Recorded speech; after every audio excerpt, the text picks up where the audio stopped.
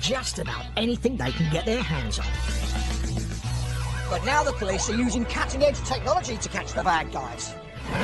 CCTV is gold dust. Great evidence for the police. Gotta have it stopped. Local councils, shops and businesses are fighting crime with their own tricks and traps. There's a eureka moment when you get that evidence. And the public are using secret cameras to make sure crooks can get their comeuppance.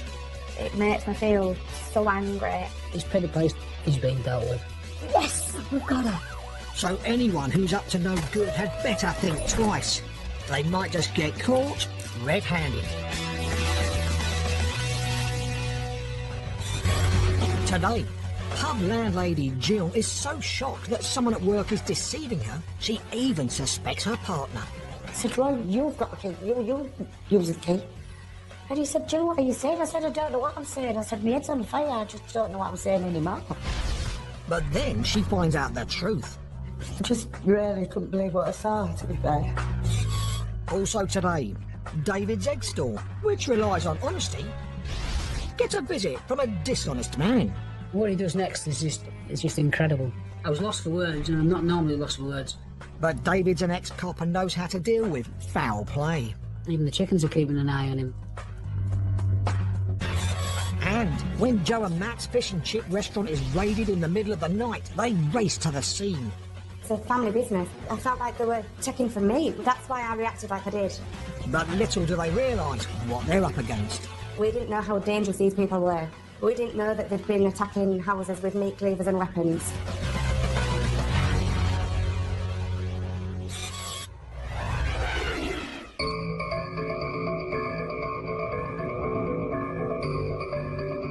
The Zetland Arms pub in Hull has recently come under new management. Sorry, Jill. Landlady Jill has been in the licensed trade most of her life.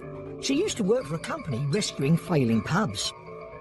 Basically, pubs that people have let go and not bothered about, they need a bit of TLC, do you know what I mean? So we sort of go in and do that, clean them up, turn them round, basically.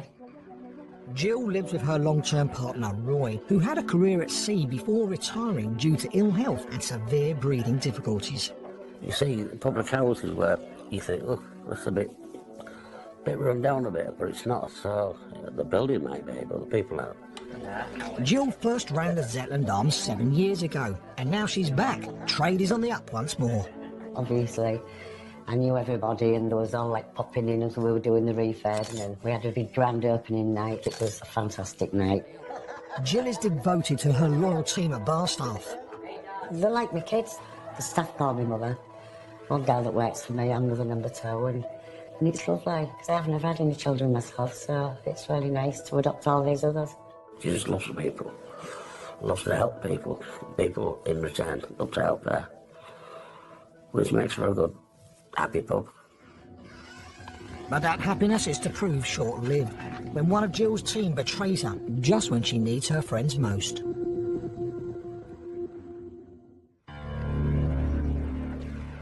Jill tends to put in long shifts at the pub, which can be tiring. But one day, she begins to feel particularly unwell. A week before my birthday, that's when I started having problems. I went to see a doctor. She sent me to see the consultant. The consultant sends Jill for tests, and a fortnight later, she gets the results. And they rang me, said, "Are you sat down? Sorry, Jill, it's cancer." It was a bit of a shock, but it didn't stop her. She just carried on as normal. People said, "Jill, you've got to rest," but she wouldn't. Jill starts to undergo chemo and radiotherapy, and if that isn't enough to cope with, she begins to suffer money problems at the pub too. I used to do my tills on a Monday morning, and then there was large amounts of money going. There's a shortfall in the pub's takings. I thought you must have mislaid one of the bills or something like that. No. She'd never used it wrong. I just couldn't get my head around it, and I let it go for a while. And then it happened again. Jill pays out from her own wages to cover the loss. I'm on a percentage, but then I have to pay my staff out of my percentage, so I had to make that money right. So some weeks I wasn't getting any wages. In fact, I was owing it money. She starts to investigate why money might be missing. We went through every angle to try and See, it wasn't one of them stealing off because I didn't want to believe it was one of them stealing off me. But it put everyone under suspicion and everyone felt bad.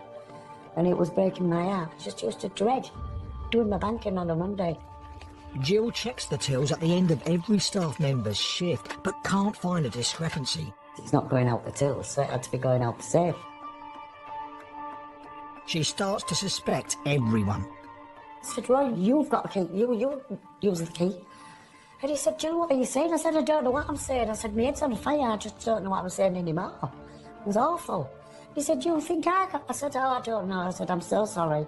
And then I was crying. I said, Roy, I didn't mean to say that. He said, I know you didn't, Jill, and I know what you're going through. And I was worried because of the chemo, and I thought she looked like this on top of going through chemo. I did get days when I was ill, so the last thing you need is someone taking advantage when you're poorly. She's so strong-willed that she just battled on and battled on. Jill keeps the keys to the safe in her handbag. It had to be someone that had gone into my bag. I said to Roy, what can we do? We said, we're going to have to get a camera, Jill, and see what's happening. They call their friend, Andy, who installs CCTV systems. He fits a camera in the office overlooking the safe. A week later, Jill finds money has gone missing. I counted the money up and I said, oh my God, it's down again. And it was down £610 to £20. Andy comes to check the security camera footage with Jill. And I looked at the camera and I just went outside. Sorry. But I just really couldn't believe what I saw, to be fair. Because I treat this member of staff like one of my own. And it was just such a shock. The camera clearly shows one of Jill's staff raiding the safe, stealing the £620 in a wad of £20 notes.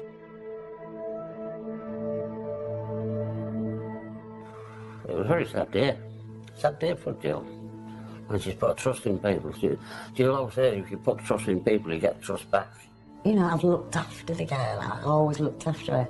And when I was going for the chemotherapy and the radiotherapy, she used to text me in the morning and say, I hope everything's okay today and hope you're all right, love you lots. And so, you know, that was difficult to get me around as well. Jill was so upset that somebody could do that she'd helped repeatedly. Jill wants to see the woman straight away. Roy rang her to come in and said I was ill. And could she come in and do the shift? She was a little bit strange when she came through the door and she said, how's Jill? He said, go and ask her, she's through there. So she come in and I said, I'm going to show you something and I'd like you to tell me why you've done this to me. Well, she come up with all kinds of excuses.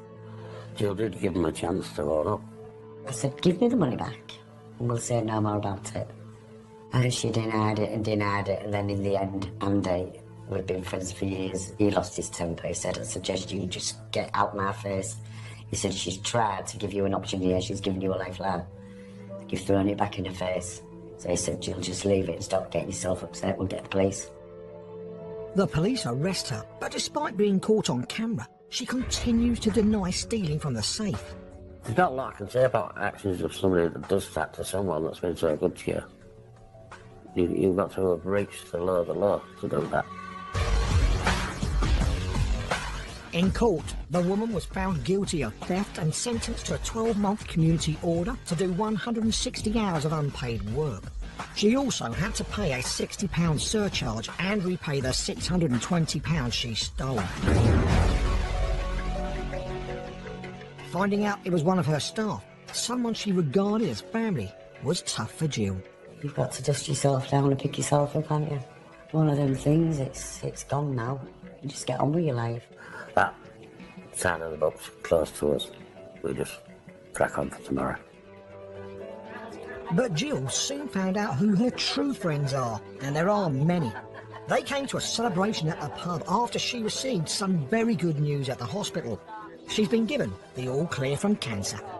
I rang my sister when I come out and I said I must have had the look of the Irish because it's gone. She was absolutely buzzing and all my kids were ringing me, our children and their daughters and sons. And it was fantastic, I couldn't believe it. We were so happy, we both cried, obviously. It was just marvellous just to see what people thought, Jill. Everybody was absolutely over the moon, you know, that I'd got through it.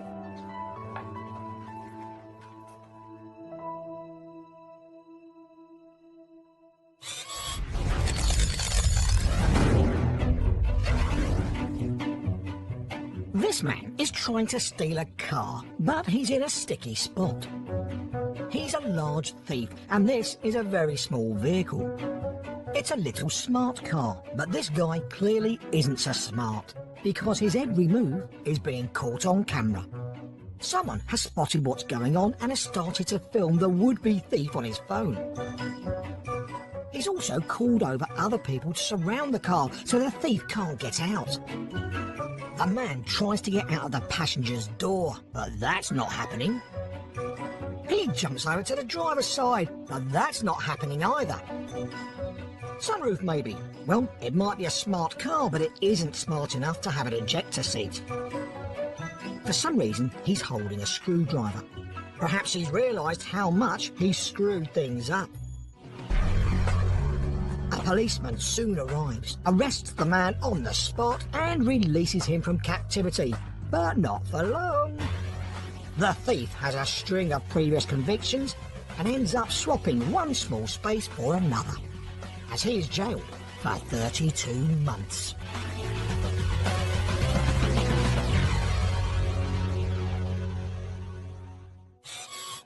Charities receive billions of pounds of donations from the public, and charity tins are a quick and easy way for that money to be collected. But unfortunately, they're also a quick and easy target for cold-hearted thieves. A retired copper finds himself with a new crime to solve. I couldn't believe it. The charity box was gone. It's like the lowest of the low. But it doesn't prove to be an easy case to crack.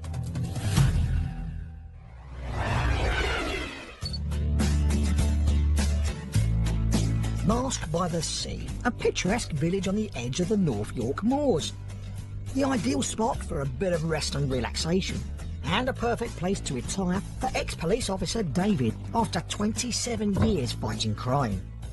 I love the area. Nice, honest, straightforward people. It's just a nice place to live. You know, everyone's down to earth. Everyone is just nice and friendly. David isn't one for a pipe and slippers retirement. He makes gourmet Scotch eggs, which he sells at a local farmer's market. And he also looks after 50 rescued animals. We have 2 Shetland ponies. We have a number of commercial X-layer hens. I've got geese, I've got ducks, and people just come here and they end up dropping me the birds, and I just look after the birds until their end of days. David's feathered friends provide him with a daily supply of fresh eggs, which he sells from a stall outside his house, even when he's not there. We have an honesty box, and people come along, drive up, they'll put the money in the box, and they'll take the eggs and then they'll drive off. I get the occasional short change, but 99.9% people are honest. Next to David's honesty box, there's a charity tin for a cause close to his heart. My mother-in-law, who's 83, is recovering after 6 bouts of chemo for lymphoma. And what we decided to do when she first got diagnosed, we decided to get some collection boxes. But after years relying on his customers to do the right thing, David's trust is betrayed, and he must use his police skills once more.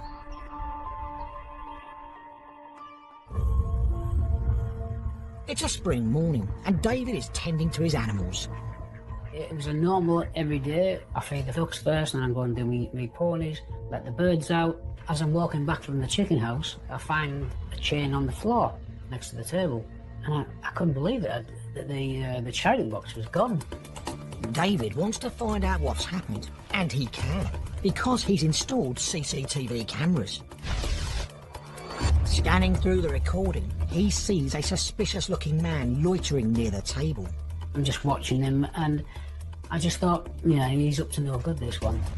David's instinct is spot on. The man grabs some eggs and then checks out the honesty box and charity tin on the table.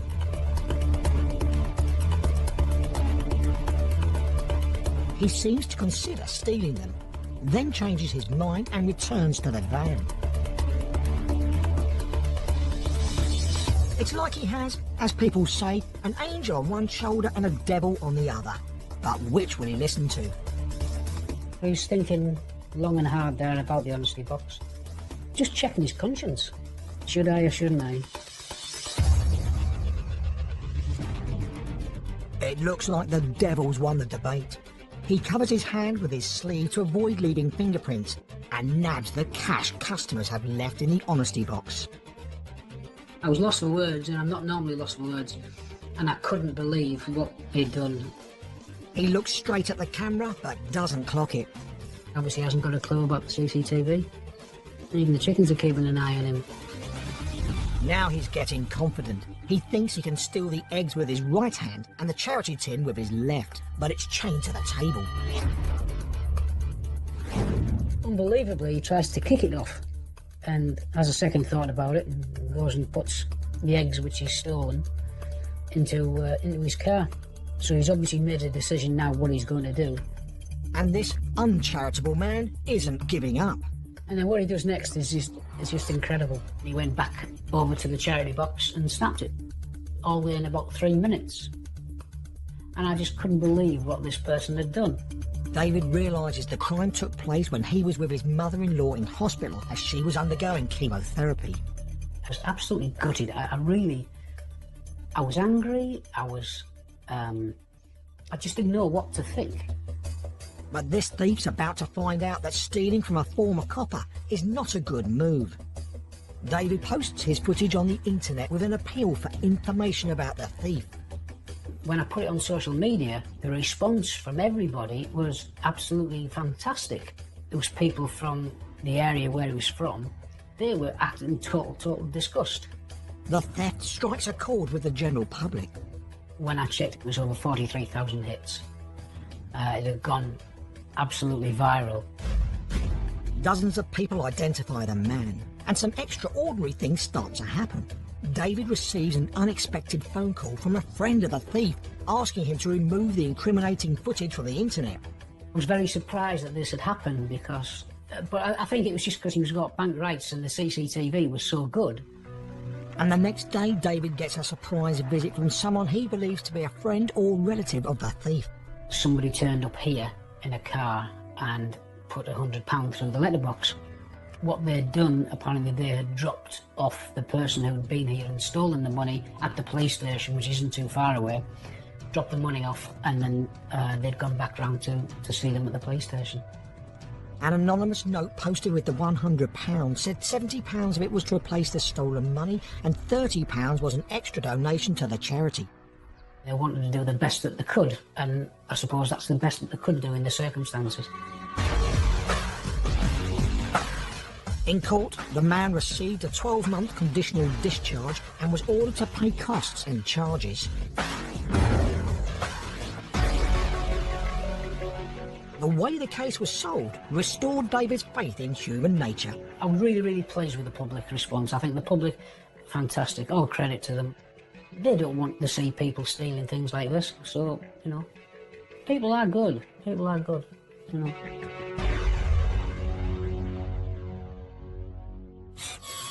Social media is increasingly being used to help solve crimes. But how can victims of crime use the internet to best effect?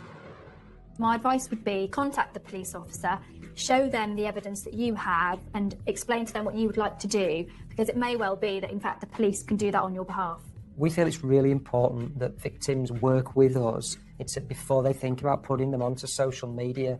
One of the main reasons for that is it might impact on the ongoing investigation and stop us bringing offenders to justice. It could be that you alert the criminal as to what you know and the fact that police are looking for them, and they could get rid of the property that they've stolen or change their appearance in some way. It's really important that if you think you've got CCTV footage of an offender committing a crime, you share it with the police.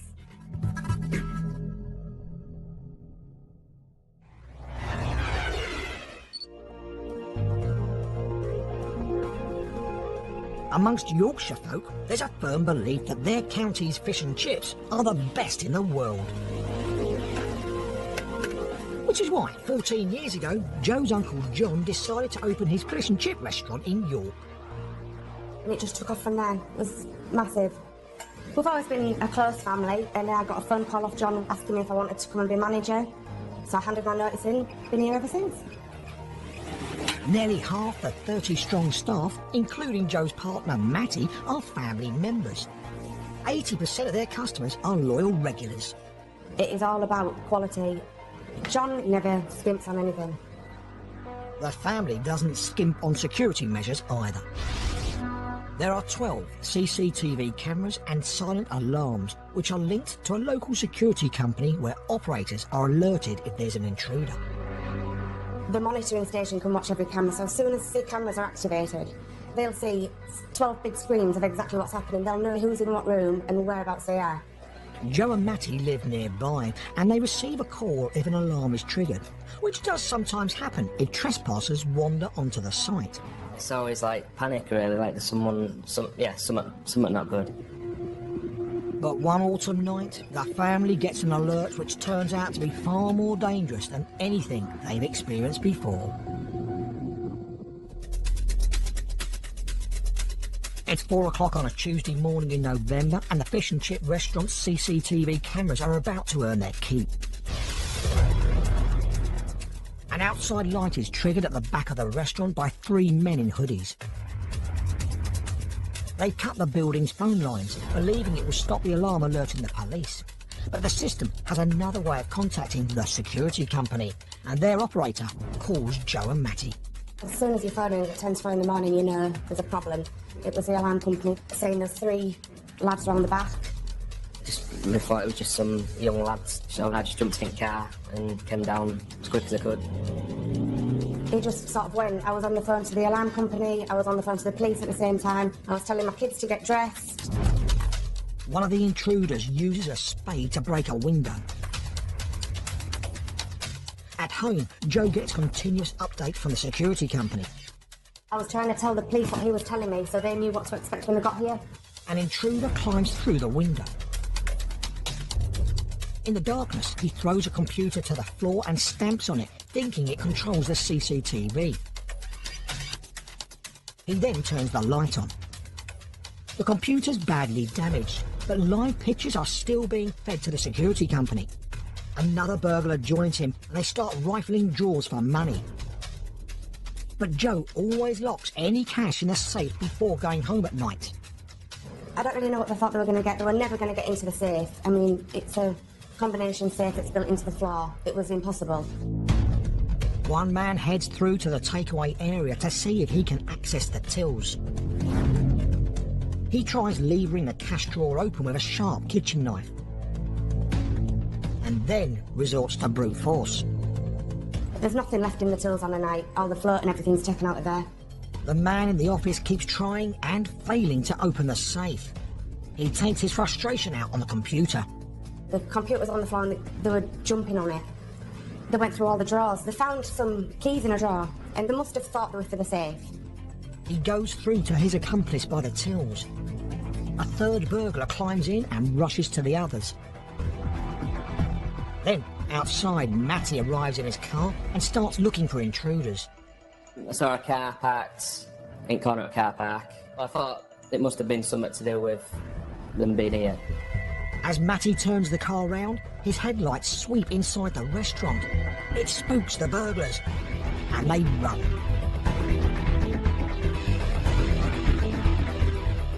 I go around back to see if there was anyone else here, and you saw somebody jumping over the fence.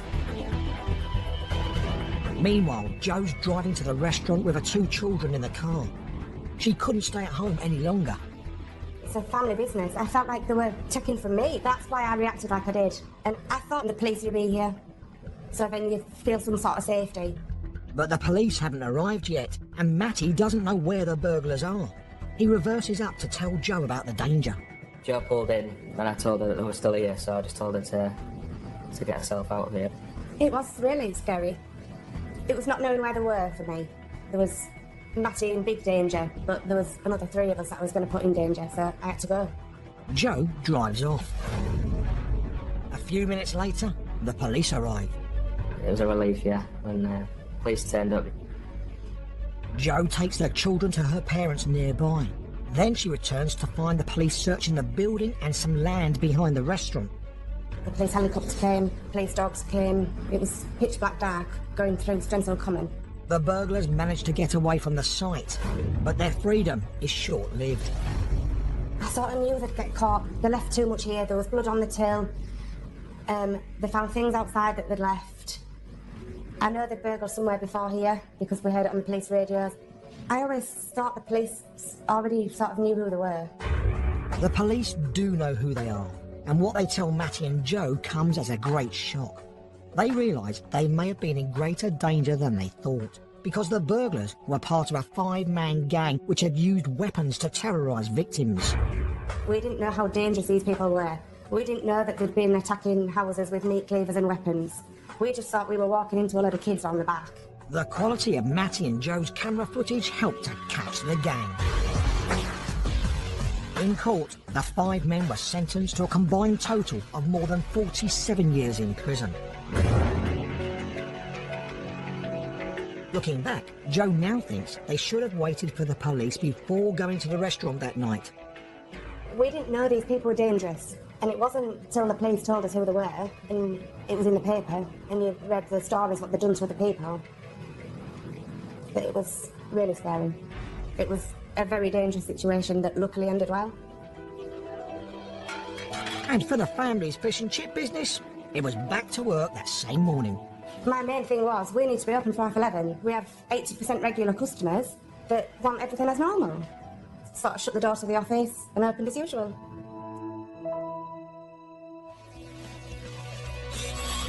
That's all for today. Join us next time to see some other villains who've been caught red-handed.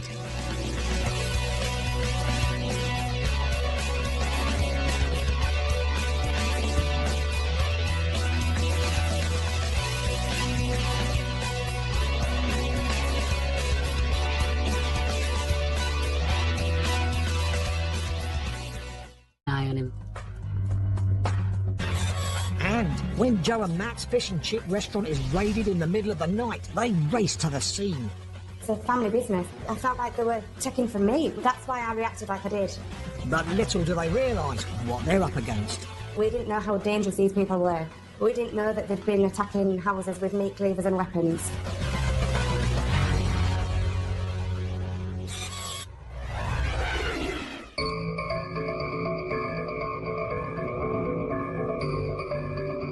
The Zetland Arms pub in Hull has recently come under new management. Sorry, Jill. Landlady Jill has been in the licence. Today, pub landlady Jill is so shocked that someone at work is deceiving her, she even suspects her partner. I said, well, you've got the key. You use the key. And he said, Jill, what are you saying? I said, I don't know what I'm saying. I said, my head's on fire. I just don't know what I'm saying anymore. But then she finds out the truth. I just really couldn't believe what I saw, to be fair. Also today, David's egg store, which relies on honesty, gets a visit from a dishonest man. What he does next is just incredible. I was lost for words, and I'm not normally lost for words. But David's an ex-cop and knows how to deal with foul play. Even the chickens are keeping an Just about anything they can get their hands on. But now the police are using cutting-edge technology to catch the bad guys. CCTV is gold dust. Great evidence for the police. Gotta have it stopped. Local councils, shops and businesses are fighting crime with their own tricks and traps. There's a eureka moment when you get that evidence. And the public are using secret cameras to make sure crooks get their comeuppance. It makes me feel so angry. This petty place is being dealt with. Yes, we've got her. So anyone who's up to no good had better think twice. They might just get caught red-handed. And there was all like popping in as we were doing the refurb, and then we had a big grand opening night. It was a fantastic night. Jill is devoted to her loyal team of bar staff. They're like my kids. The staff call me mother. One girl that works for me, I'm the number 2, and it's lovely, because I haven't ever had any children myself, so it's really nice to adopt all these others. She just loves people. Loves to help people. People in return love to help her. Which makes for a good, happy pub. But that happiness is to prove short-lived when one of Jill's team betrays her just when she needs her friends most. She's trained most of her life.